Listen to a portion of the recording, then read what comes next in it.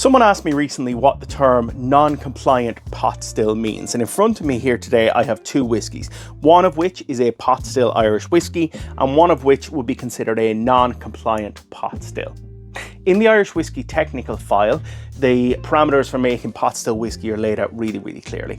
It has to have a minimum of 30% malted barley, a minimum of 30% of unmalted barley, and it can only have an absolute maximum of 5% of what's called adjunct or other grains. These are often things like oats, wheat, and rye. Now within that regulation, you could use a whole bunch of different recipes and mash bills. That'd be fine. You could do a 70-30 split, you could do a 50-50 split, you could do a 45-50 and 5 adjunct grain split.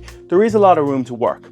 But many distillers feel that this regulation being so tight doesn't allow them the maximum amount of flexibility and creativity that they would like to have, so they can experiment with cool and different flavor profiles. Also, this doesn't necessarily fit with the historic vintage mash bills that we've seen people like Fiona O'Connor talking about. And actually a lot of those mash bills that we find from 180 years ago would not be allowed to be categorized as pot stills in the modern era.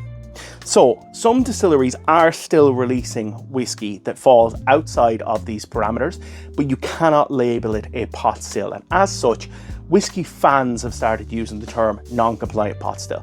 As far as I'm aware, non-compliant pot still is not a legal term.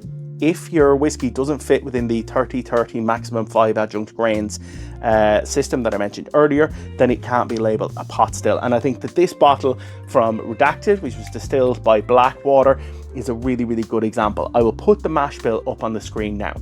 Even though this was produced in exactly the same as this whiskey, because the mash bill falls outside of the parameters that are lined out in the whiskey technical file, this bottle can be labelled a pot still and this bottle cannot.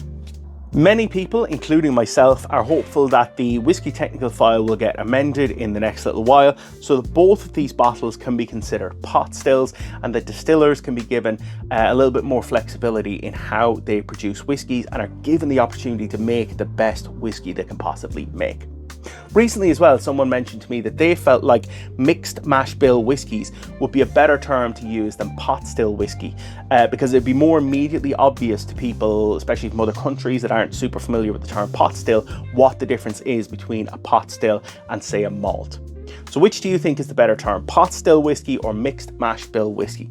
Let me know in the comments below.